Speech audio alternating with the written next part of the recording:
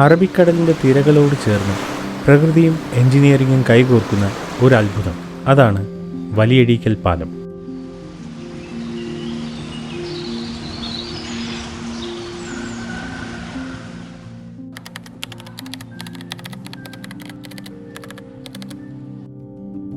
ആലപ്പുഴയിലെ വലിയഴീക്കലിനെയും കൊല്ലത്തിലെ അഴീക്കൽ തീരത്തെയും ബന്ധിപ്പിക്കുന്ന ഈ പാലം കേരളത്തിൻ്റെ അഭിമാന ചിഹ്നങ്ങളിലൊന്നായി മാറിക്കഴിഞ്ഞു.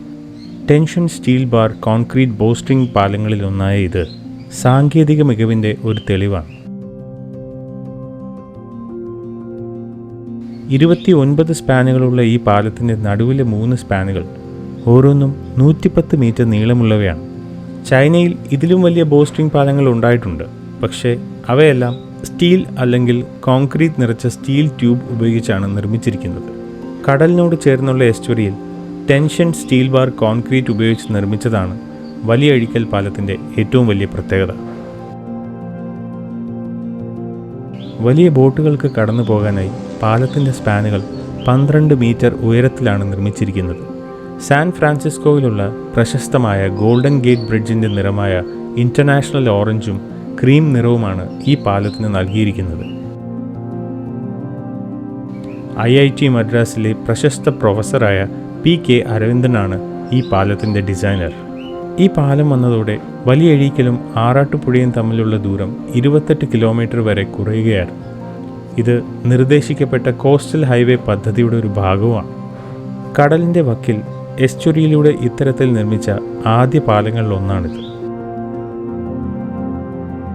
2016 ആരംഭിച്ച നിർമ്മാണം 2022 പൂർത്തിയായത്. ഏകദേശം 146 കോടി രൂപ ചിലവഴിച്ചാണ് മഹത്തായ ഈ നിർമ്മിതി. ഇവിടെ നിന്നുള്ള കാഴ്ചകൾ ഒരിക്കലും മറക്കാനാകാത്തതാണ്. ഒരു വശത്ത് അറബിക്കടൽ, മറുവശത്ത് ശാന്തമായ ബാക്ക് വാട്ടേഴ്സ്. നടന്നു പോകാനുള്ള വഴികൾ ഒരുക്കിയിരിക്കുന്നതിനാൽ ഈ സൗന്ദര്യം അടുത്തറിയാനായിട്ട് സാധിക്കുന്നു. കൂടാതെ സമീപത്തുള്ള ബീച്ച് ലൈറ്റ് ഹൗസും ഈ യാത്രയെ കൂടുതൽ പ്രത്യേകമാക്കുന്നു.